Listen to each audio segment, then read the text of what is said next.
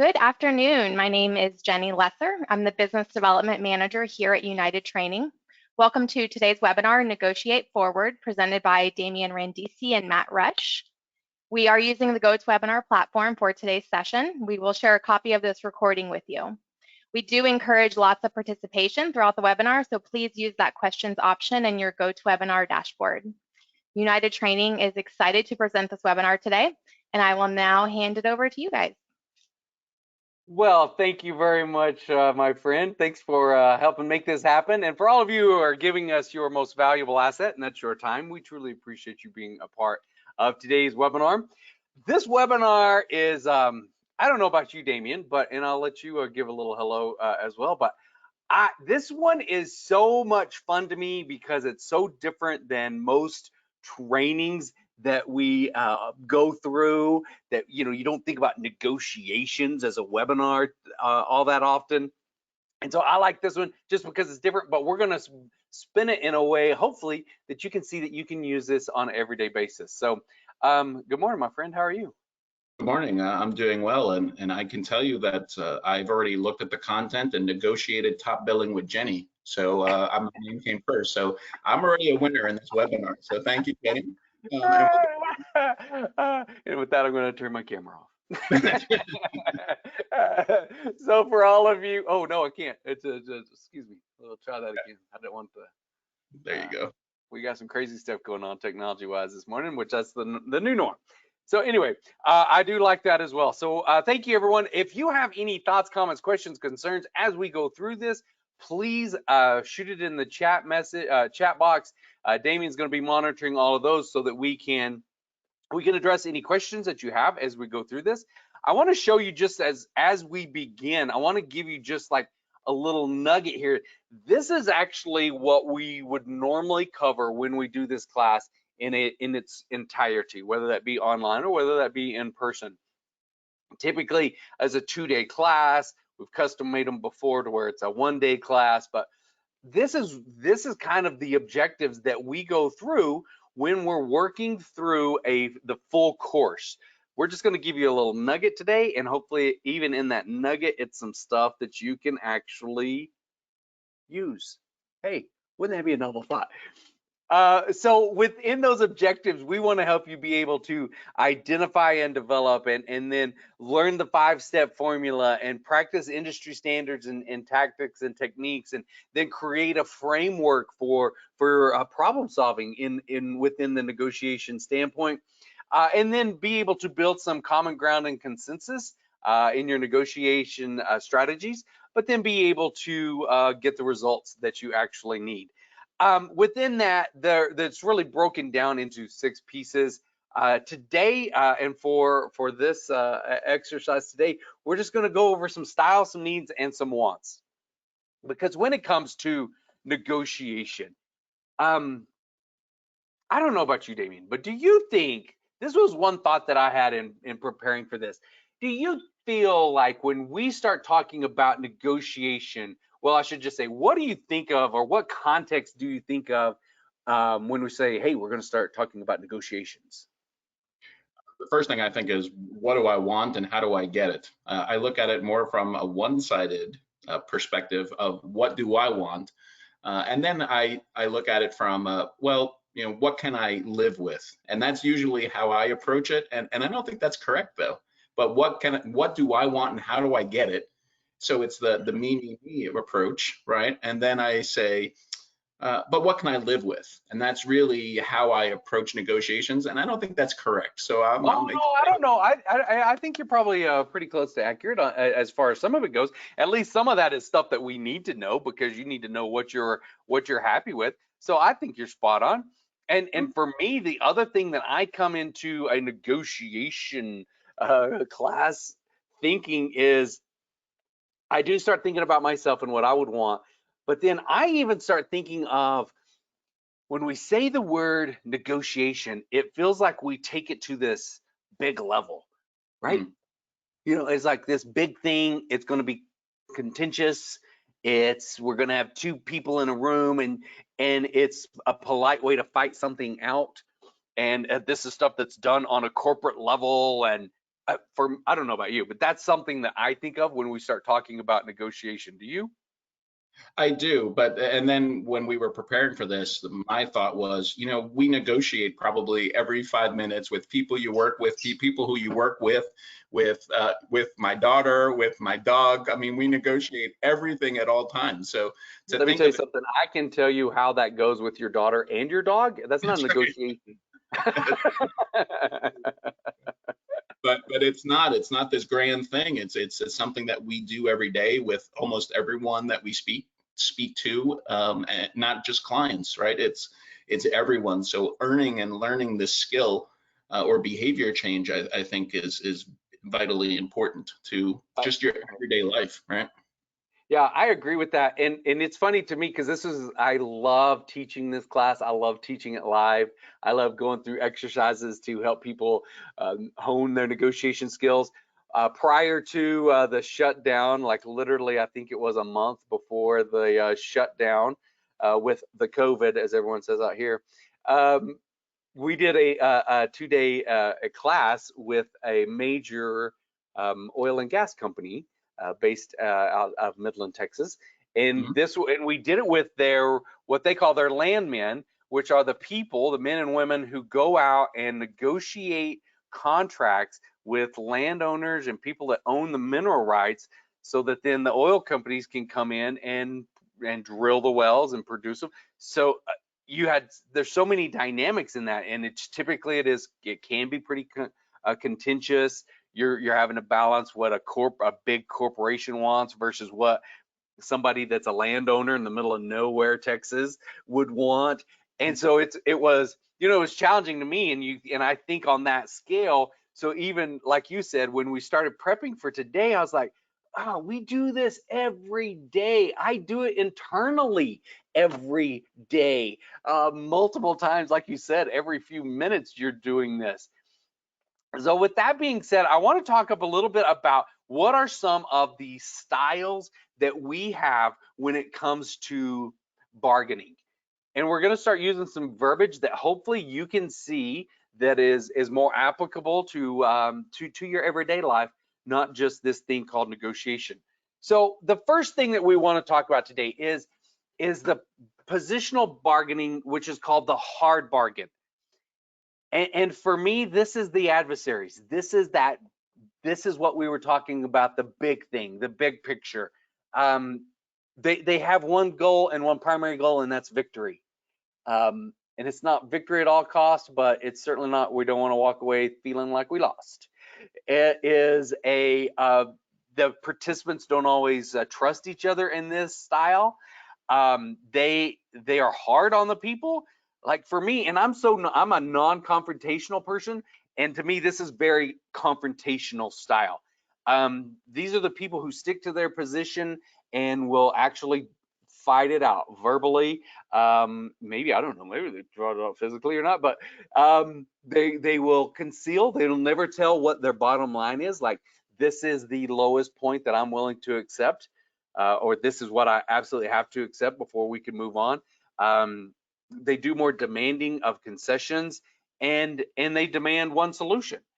For me, what do you think? Like, what comes to your mind, Damien, when you start thinking about the hard bargaining position? This is the one that you don't even want to walk into, right? The person thinks they hold all of the cards, they've got all the aces. And these are the ones that you're like, all right, how quickly can I say no and walk away, right? Yeah. And that's how I think of when I'm going and thinking of someone who bargains this way. This is I need to take it or leave it, and thank you for playing. And this is the one where you're never going to win, and you just have to decide, is it worth cutting my losses, or do I have to do this, and there's nothing I can do about it. That's right. These are the ones that I'll be open and honest and transparent with everybody on the webinar today. I hate these things. I'm a lover, not a fighter. I don't like these kind of debates. I don't like it. It makes me uncomfortable. So then how can we deal with that? How can we, if we know we're going to have to talk to someone who is going to come at us from a hard positioning standpoint, How can we deal with that? Number one, be prepared. Know your stuff to the point that you have confidence in where you're coming from. You know how they're going to be going into this. You understand that this is the situation that you're walking into. So I would even go so far as to say practice. Get in front of someone else and have them be this hard bargaining position person, so that you can actually have experienced it before you go into it. That would be point number one of dealing with it, in my opinion. Point number two, excuse me, home office here, right? Since COVID hit. Hold on, let me get something. Just a second. Damien's laughing at me. No, I would never. What I would do on the next section is this right here. What is this? This is a picture of my wife. She's like 5'2". She's cute, bubbly, sparkly. She's whiskey in a teacup though. This is when you're dealing with a situation like this, you can use someone else to help diffuse a situation, to help maybe take them from that level of being harsh to at least softening it a little bit, or keeping them from maybe being the potential jackwagons that they're being. So be prepared. Use other resources. Pull out the strengths that you have. I say that. What do you think about that, Damien? Oh, I'm speaking on mute. I got to negotiate with the mute button. That's something I would not think of on a regular basis. You know, maybe I could bring someone else in who knows a little more, or who has a different approach or a different style. Just the slide alone has been helpful, because, as I said earlier, my thought is, what do I accept, right? And that's not a what do I accept, and then how do I, which I think is still an important point. How do I walk away if it's something that I want? So understanding that there's other people who have better skills or different skills, or can approach it in a different manner, is probably something we do on a normal occasion. It's just not something that I think of first. So, I mean, that's a great point there. Well, and I call it the definition of a mediation. This is a mediation is when two parties come together. They're typically in separate rooms. They don't like each other. There's lawyers involved, and they go back and forth, right, to negotiate a settlement or a deal or whatever that might be. For me, a mediation, by definition, is when neither party gets what they want, and neither of them leave happy. That's when it's been successful. So, like you said, we don't think about this one a lot, and probably it doesn't apply to a lot of us, but there are going to be instances when it happens, and we want you to at least be prepared for it, so that you can handle it a little bit more successfully and more professionally. The one that most of us are going to have are these next two. And when it comes to mediation, typically we're going to get a soft bargaining style, and that's where the participants readily change their position. They're not hard. They're not setting concrete on either side. They are willing to state, hey, this is my bottom line. This is it. Got to have this. That's it. They're willing to make some concessions back and forth. They search for one solution. It's not a either or. It is, what is the one solution that we can agree upon?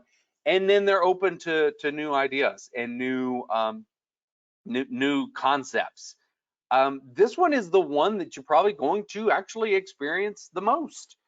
What do you think about it, Damien? This one is, I think, when you have two soft people, it's like when you're asking your friend, where do you want to eat? And, you know, you both go, I don't care. And then you wind up sitting there for an hour saying, all right, let's someone make a decision, right? So this one, though, is one that's, for me, where you can start getting creative and start thinking, I hate the term out of the box, but, you know, where you're both coming in with an idea and then building, you know, a perfect solution. It doesn't mean that when both people are soft, you get a perfect solution. But in my experience, these are the ones where you can start thinking freely without having to worry that the other person is going to walk away, or is going to feel like they're not winning. So it's good in some cases, and some other cases outside of business, you know, it's bad, right? You know, and I was thinking about some of the disadvantages of this, and one of the ones that came to my head as you were eloquently saying all that was the problem is with this one, a lot of times it's hard to get a decision made. Yeah, for sure. And sometimes, golly, like you said, I mean, you can take this to something as simple as choosing a restaurant. That is a bargaining position you're going to have to go through. So sometimes that's a problem, is getting to an actual agreement. Mm-hmm. And you know what? The other thing that I'm thinking about, and you can address this in if you want to, the other thing I'm thinking about with this one is, if you're not careful, someone can, and you're too soft in your bargaining position, people can take advantage of you really quickly and really easily with this one. And then Oh, you have regrets on the backside. Don't you agree? yeah, absolutely. I think that's part of your, as you said earlier, your pre-work is saying, this is what I want. Doesn't mean that's what I have to have, but knowing where the line is and saying, you know, this is as far as I can go is an important part of your pre-work for any bargaining. You know, when we're talking about major deals or we're talking about something specifically at work, you need to understand what your needs are and then go in with, how do I get those? You might have 5 needs, and then you realize, you know, I could deal with 3 or 4 of them and be okay, right? But when you go in there and you say, yeah, I don't really know what I want, that's when people take advantage. That's when all of a sudden, you know, someone's looking for better value than what your business is looking for, right? Or what's appropriate for business or for you. So making sure that you have your pre-work for at least the important pieces that you're bargaining for, and knowing that, you know what, I can live with 3 out of 5 of these, or I can live out of 4 out of 5, and then if you're so soft, you come out with 1. I mean, there's really no, you're not winning here. You're not doing that's not a victory at all. Yeah. So that's perfect. So there's some comments about being soft in your positioning style. The next one then is, and this is the one that the majority of you on this webinar are going to experience on a daily basis. The majority of people on the call are in sales. I know some of you are from corporate environments, and I don't know what your roles are in those corporate environments, but the majority of people I know on this call are salespeople. And I don't care if you're in sales. I don't care if you're the CEO. I don't care if you're the janitor in the building. This is the one that if more of us came from a positioning of common interest, wouldn't we all just get along a little bit better? If we could just look for common interest in a business and or a sales environment, this one is where you build some huge relationships. So here's some of the things about a common interest bargaining. This is where we become problem solvers. We're actually trying to figure out a way to fix a situation. Could be major, could be minor, it doesn't matter. But the goal is an outcome that's going to satisfy everyone who is interested in this deal. Participants treat trust and distrust as irrelevant. That's not on the table. It's like, hey, no, we've got this. Okay, and what does that mean? For me, that means there may be someone that you actually physically don't like that much. You don't trust this person, but this is about taking that, setting it aside and saying, we've got to focus on this issue. We've got to solve this problem. How do we do that? Go. And that's what I'm talking about with that piece right there. I say that this one is when people they're soft and they're kind to the people involved, but they can be brutal on the problem that you're trying to solve. I mean, everyone, okay, let's get along here. We're not trying to hurt anybody's feelings here. That's not what we're at you. We've got to fix this problem and go at it hardcore. I say participants focus on interests, not positions, knowing that everybody has their own pet position of where they're coming from. Nope, this is about the interest of all involved. Participants actually in this issue here don't have a bottom line. That's not on the table here. It's more about what we're trying to fix or what we're trying to accomplish collectively. And it's all about mutual gain and developing multiple options. It's like, how can we best help each other become successful? And here are some multiple options that we could then be able to choose from. For me, this one can come down as simple as goal setting or as problem solving in a company, or us trying to, okay, we're in the training business. Everybody gets that. So for us in the training business, what if we came in and we're like, okay, what are your issues that you're facing? And we don't even like this person that we're talking to, but they're the one in charge. So we're like, what issues are what are your biggest challenges that you face within your organization? And we start identifying that. And then in our heads, we can start trying to pull some options off the shelves to say, okay, well, this could help with that. What do you think about this? What do you think about that? And we create that, I guess, the matrix for helping them fix what needs to be fixed or achieve what they need to achieve, accomplish what they need to accomplish. And yeah, and we're gonna get some benefit in there as well. What are your thoughts, my friend? I thought you explained that very well. I don't think there's anything I need to expand on. Maybe we need to go to the audience and see if someone else has anything to add, because you said it for me the way I would say it. I think you did fantastic. Thank you, sir. Thank you, thank you, thank you.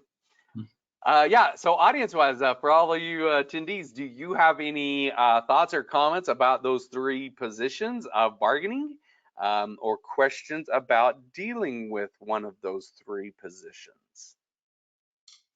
Yeah, and I'll monitor, and it doesn't look like we have anything yet. Okay, if you do, feel free to type it in. We'll circle back to it.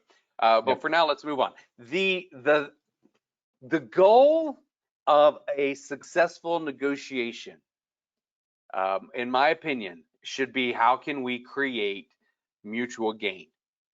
And the key to making the mutual gain approach work is to focus on interests, not positions. And like you said early on, we're all really super guilty of this, about knowing where we're coming from and knowing what we want to accomplish. And the boss has given us some goals that, some numbers that we have to achieve. And I've got to close this deal to meet those numbers. And if I don't, I'm going to be held accountable for that. So then we start coming at it from our standpoint about what about me, that mutual gain. You got to kind of check that at the door. It's more about the interest of everyone involved, not where you are coming from. And the goal is to allow both parties to move towards getting something that they're interested in without either of them giving up too much. And that's what the mutual gain approach is. And that's what we're really going to, that's what we, in any live event or even in this our short time together, that's what we're going to push really hard for you to start doing, is how can we have mutual gain? And Matt, let me throw this in there. I think this goes back to where I was going at the beginning of this. Is I pre-work and I say, what do I want and what can I live with? But I would probably is not the better word. It would be more beneficial for me to do that exercise for me and the person that I'm going in and negotiating with, to understand from my perspective, what do they want and what can they live with, and then see if we can work within those boundaries to maybe, instead of having a rough negotiation, we come out of the gate with mutual agreement on what we both want to gain, and then see what else we can add to it. I like it. Did you read the slides? Some of them, Matt, but not all. I don't think we're even get into that. We have what's called it's the ZOPA. Anybody heard of the ZOPA in negotiation? ZOPA. It's an acronym that stands for Zone of Potential or Possible Agreements. The zone of possible agreements. If I can come into a negotiation or a conversation or a sales pitch or whatever you want to call it, because it's all the same, it's all a negotiation. If I come into that to know, okay, what do I have to have? And what do I think they're going to have? And if we can create that zone, it's almost like a home base for us to work for. And creating this mutual gain solution has several different steps. Number one, we do have to be intentional about creating it. It requires some activities that not usually associated with negotiation. It requires us to actually think about the other person a little bit and what would be best for them. It requires some brainstorming, and I'm like you, that word is so overused that it's like, blah. Okay. At the same time, we really have to get over ourselves and say, okay, how can we expand this pie by coming up with a range of options for everyone? Yeah, and we even have sorry for interrupting, Matt. We even have a comment that I believe it's Chioma said that there's a certain sense for me that they want to know how much they can get, such as like buying a car. What's the best deal that I can get? Because that might be better than what I can live with.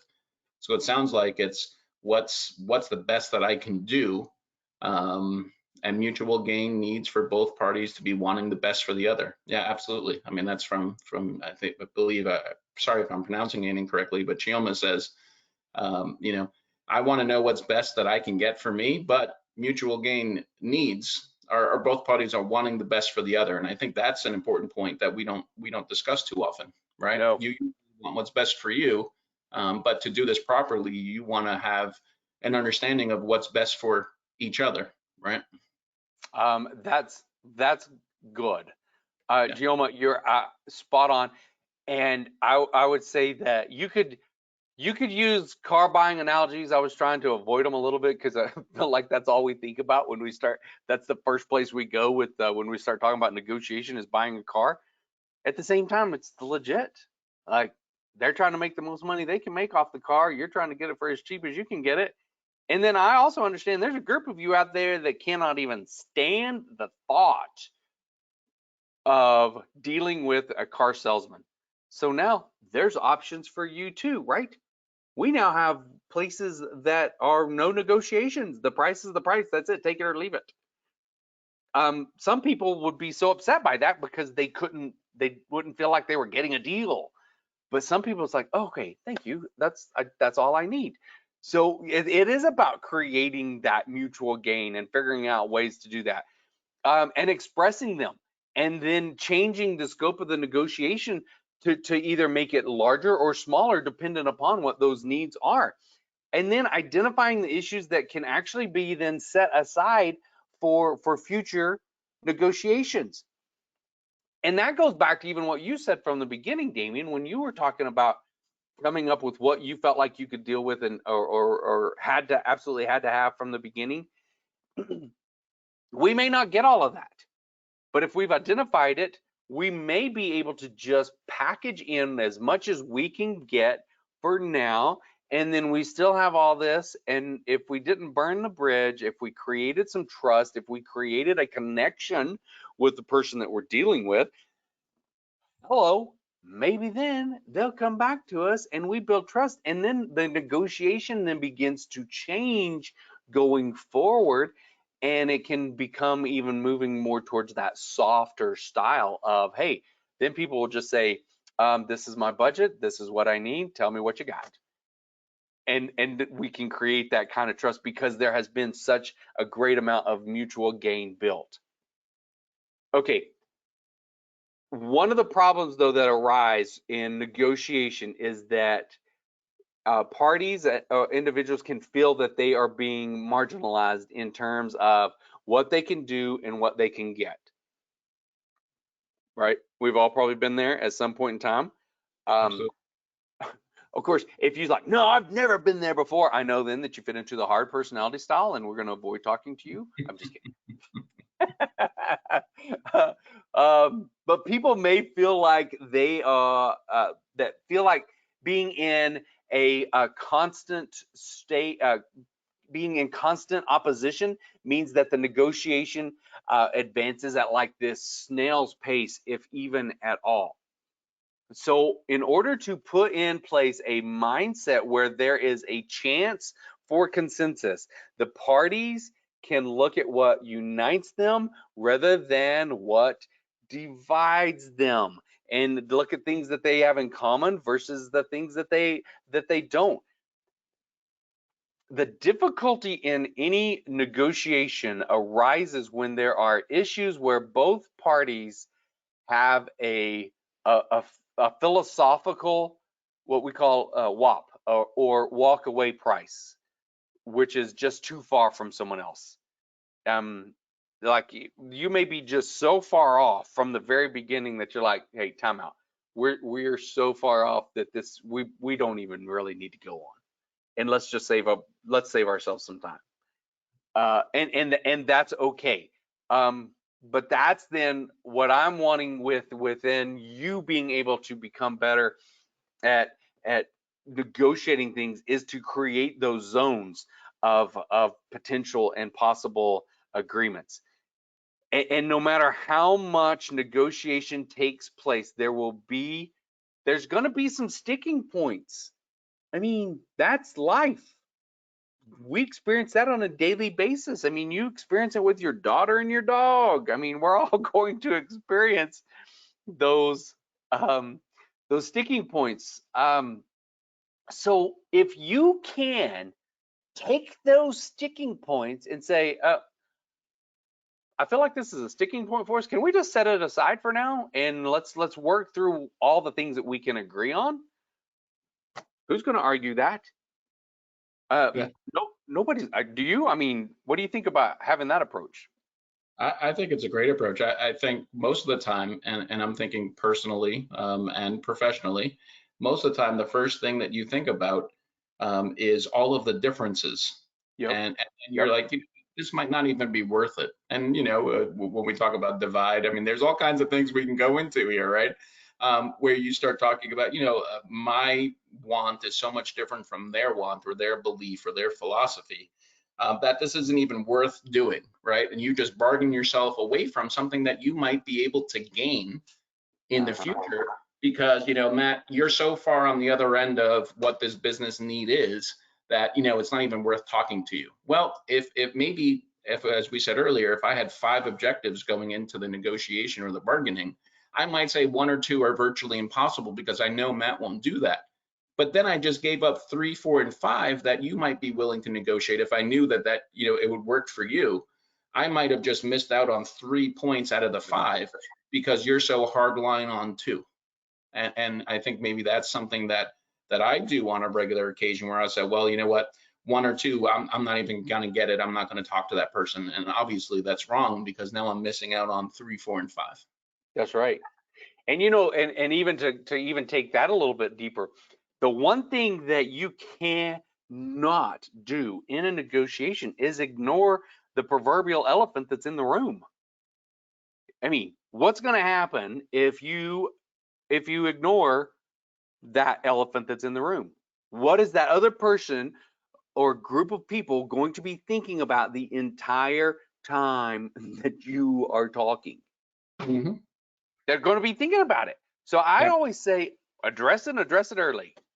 I mean, if there is that big thing, take it off the table, address it and say, hey, I understand that probably our biggest sticking point today is this, whatever that might be. And okay, and if you address that, this is one of my favorite things to do in negotiation. If you like come right out and say, okay, can we just I'll take this as something as simple, and you may laugh at me when I say this, something as simple as me giving a presentation to a group of people in a business. I come in and I'm the speecher dude, right? And I'm there to give you some training material. Okay, what's the problem with that? I know instantly before I even get there, I know that if it's a mandatory training, that there are a large group of people in that room who what? Want to be somewhere else. Mm-hmm. They Checking the don't box. want to, right? They don't want to be there. They don't think they need this. Okay, so what if I then come in knowing that as speaker dude, and I come in and I say, okay, can we just address one of the biggest elephant in the room? And I think we all will agree on what that is. And that is the fact that some of you don't even want to be here. Can I see your hands? And then they're like, yeah, that's me. That's then they wear it as like a badge of honor because I just called them out on it. And we just found a what? We just found an agreement point that they could say, yes, that's me. And what are we ultimately trying to get them to? We're trying to get them to the yes. So by even creating the smallest zones of potential agreement, I at least open the door, because if someone is saying, yes, that's me, then we've just made a connection. And one of them, well, go ahead. What do you think? Oh, I think that's fantastic. I have nothing to add to that. I think that's a great approach, my friend. Well, and probably the flip side of that though, and you can address this, is how many of us go into negotiations with the blue sky mentality that it's just all going to be rosy and wonderful. What's the challenge with that mentality? Oh, I haven't had that mentality in 20 years, Matt. I don't know what that answer is. Yeah, the older we get, the more we're like, yeah, there ain't no blue skies. The sky is falling. Call me Chicken Little.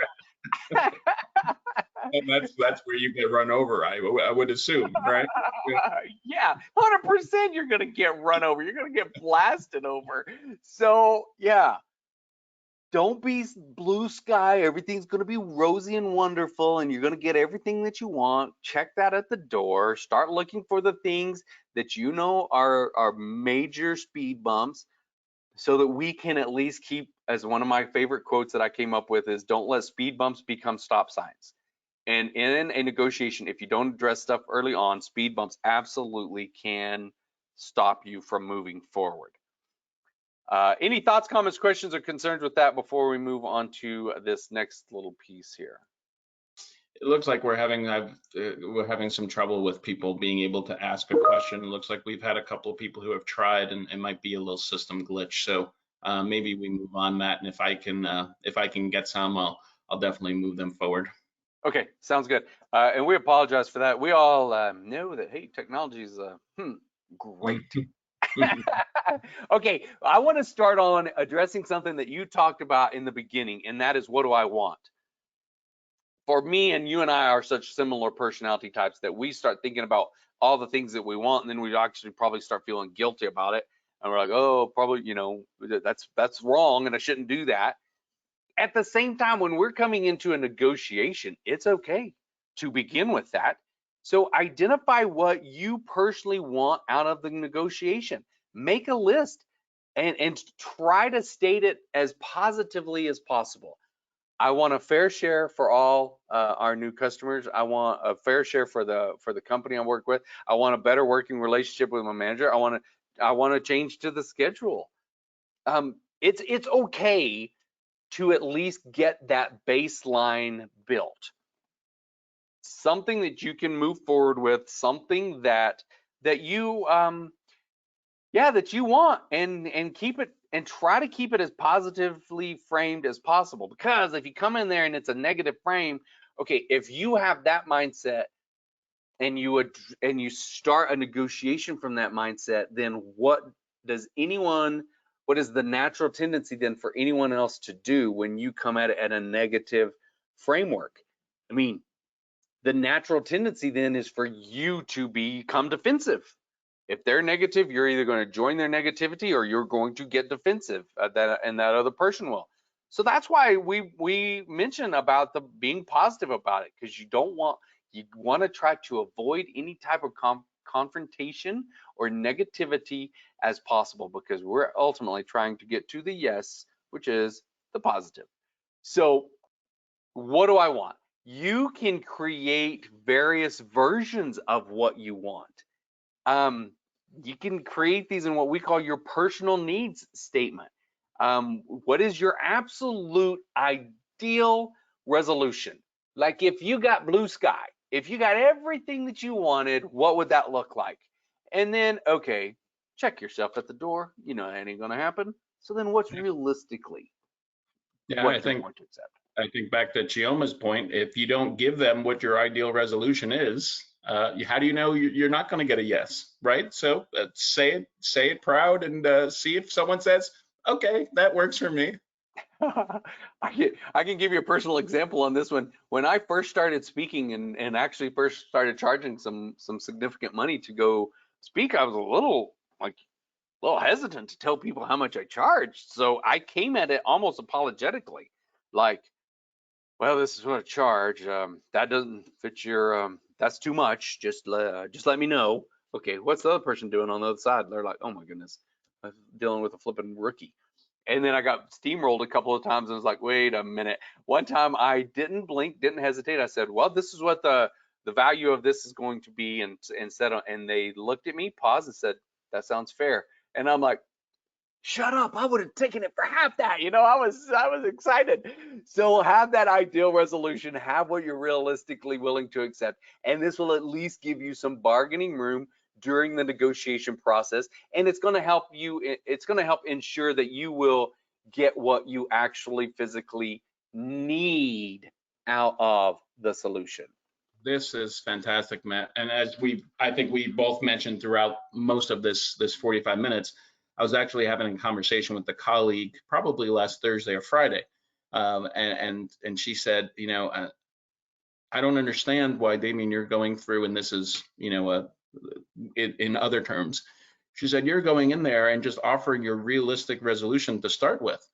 She said, how do you know that that's the value that, the client thinks of this? You should go in with your ideal resolution and you see if they say yes, and then go to your realistic resolution. You don't know until you try. And this was like a 30-minute conversation with her, and she was absolutely correct. That we always go in, or I think maybe we go into the mindset of saying, you know what, I'm just going to be realistic. I'm going to give them what they want. I'm going to say, this is what I can do. Here's a decent price. It's great around the marketplace. It's industry standard, whatever.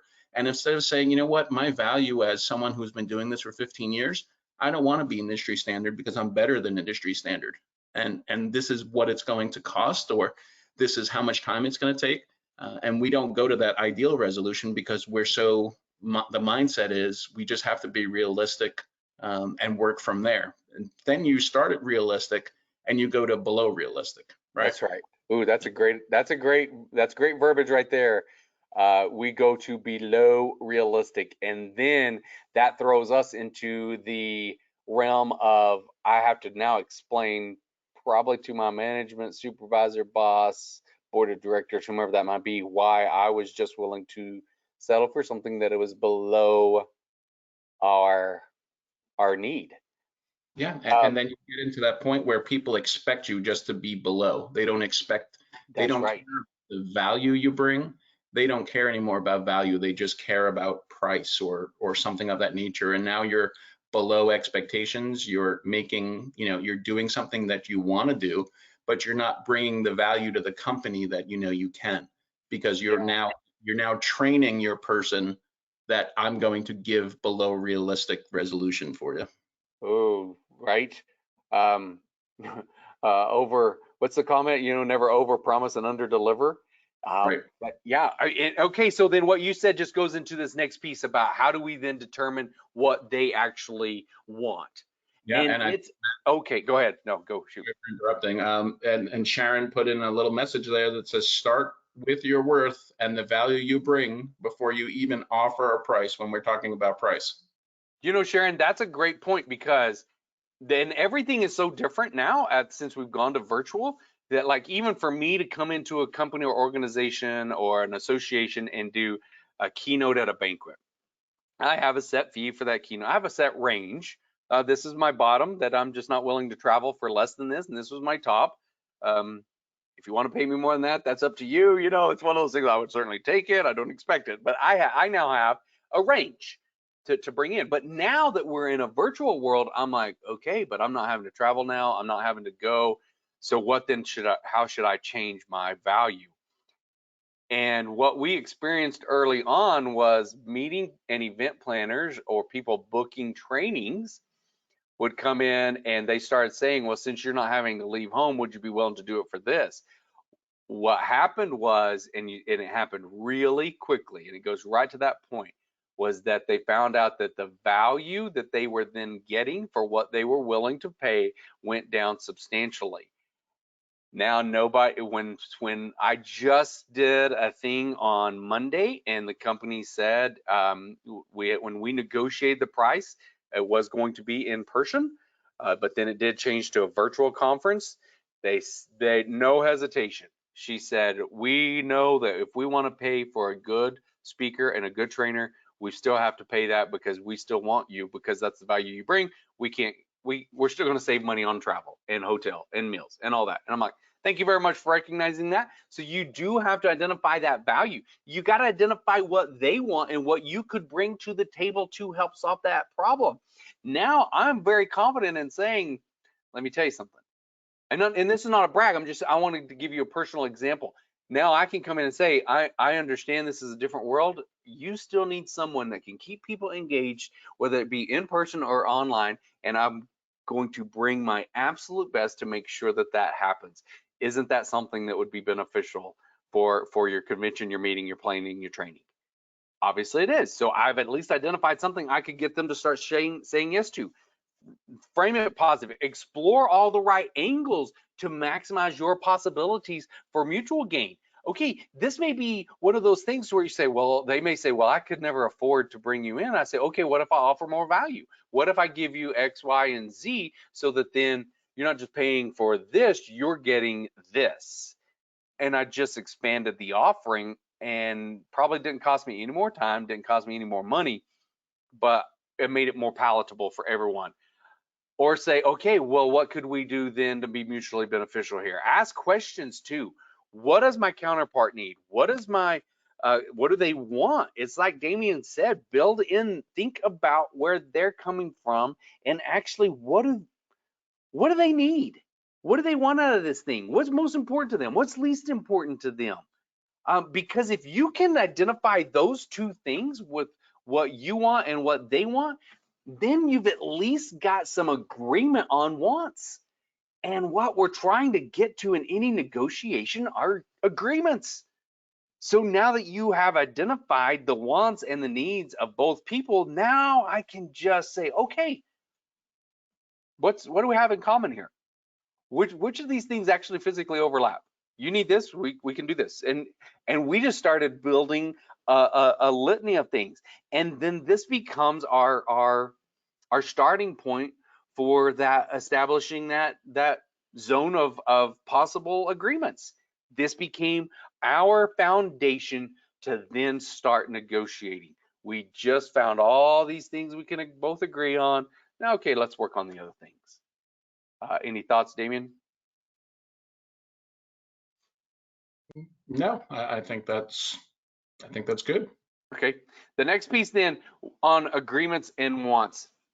When you are working through the wants and the needs of both parties, this is one that I have a problem with, because I'm like, I'm caffeinated and my last name is Rush, for Pete's sake. So I tend to move too fast and jump to conclusions. I start assuming some things, and what does the word assume mean? We all know what that assume makes out of you and me. So don't assume things, don't jump to conclusions, look for the root cause. What am I talking about these last two? If the problem is often not what it seems, and be on the lookout for the root cause of a sticking point, hesitation, whatever that might be. We had a saying in the office when I was CEO for an organization, and that was, the issue is rarely the issue. If someone has an issue with something and it's pretty aggressive, it's a pretty big issue that they're coming at you with, a lot of times there may be something else that has actually caused that. So start looking for the cause. What actually caused the sticking point? Because if I can address something over here, then oddly enough, this thing that was a major aggressive point, it may vanish before our very eyes, and we weren't even expecting it. So go ahead.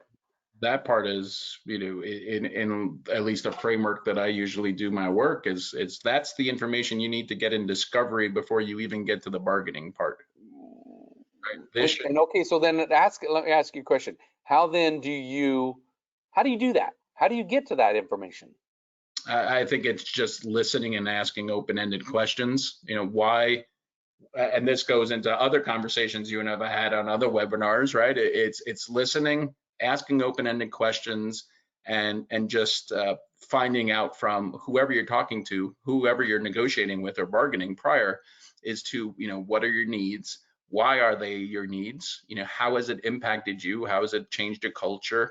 Any of those open-ended questions that people are, for the most part, always willing to tell you what you need to know. You just have to ask the right questions. So before you even get to that part where you're bargaining with them, you should have that during that discovery. Or maybe, you're at that bargaining point and you say, wait a second, maybe we didn't really look at the root cause of what's happening here. I don't want to, solve a problem that's not a problem, or that's you're solving a symptom and not the cause, right? Yeah. Or not the sickness. And there's even times where you have to take that bargaining that you're doing now and then move back a step or two, figure out what that root cause really is, and then take a negotiation stance from there. Or maybe it's, you don't have a solution and you figure out what the other solution is. You know what? That's right. There may be times when we have to walk away or at least step back and rearrange the dominoes or whatever that might be to then say, okay, let's just pause this for a second, because the one thing that we are constantly going to be trying to do is build connections with people. Because if we can build a connection that's strong enough, people will follow us over a cliff. I mean, history has shown that. And we know that that's true. If we can create such a level of trust with the people that we're working with and for, then this process becomes a whole lot easier, and it just becomes a whole lot quicker. And then we jump right into problem solving, and how can we be the experts to fill that void. Yeah, I think that's the difference between being someone who, just in general, someone who is there to sell someone something, and someone who is to be a partner. When you're a partner, you don't even think about, price. You don't think about, is this value? This is something that, Matt, that you can help me. Here's how you can help me. I know that you're going to bring value. And I no longer need to negotiate, because I trust that you're going to help me at a reasonable cost and bring value to my company. Ooh, that's good. Hold on, I got a book here that everybody needs to read at some point in time. I got a whole stack here by the desk. If you haven't read this book, Start With Why. I would highly recommend it. Simon Sinek wrote the book, Find Your Why, Discover Your Why. Start With Why is the first book, and then this one's more of almost a workbook or a guide. And they're coming at it he's coming at it from a little more of a standpoint of personal. What's your personal reason for doing things? And if you can figure that out, that's great. But if we can use the words in our negotiation skills, if we can use the words what and why more than any other words that come out of our mouth, I guarantee it, we're going to be able to discover what their actual needs are, just like you said, and we're going to be able to then get everything out that needs to come out, so that we can find those mutual levels of agreement and then move forward. And when I'm talking about what and why, and the use of those two words, okay, what is your reasoning behind that, or why did you say that?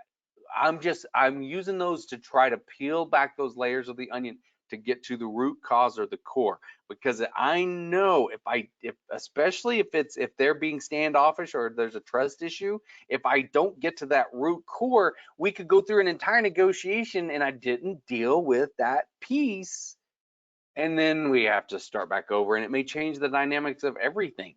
If I assume too much from the beginning, we may get to the end and then they say, well, actually we're needing, and I'm like, oh, I should have asked more questions. I should ask what they actually want and why they actually want that from the beginning, so that I can have that deeper level of discovery in order to then actually meet both of our needs more effectively. With that being said, brother, what else you got? You got anything else you want to add to this?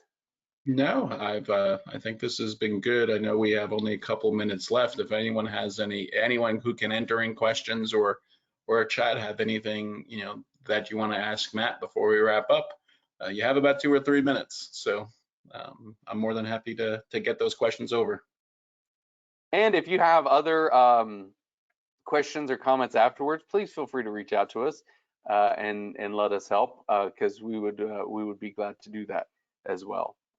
Absolutely. UnitedTraining.com, and there's a link there for webinars where you can actually see this recording. And I know Jenny at the start said you'll get them, but there's a link to all of the webinars that as a company we've provided, several with Matt and several with Matt and me, and several with other people who know what they're talking about, right? So I was like, the thought that was going through my head was that, yeah, if y'all want to watch, have a little entertainment value, watch the monkeys dance, come watch one of our webinars. And we at least try to keep you interested and at least engaged, right? That's our goal.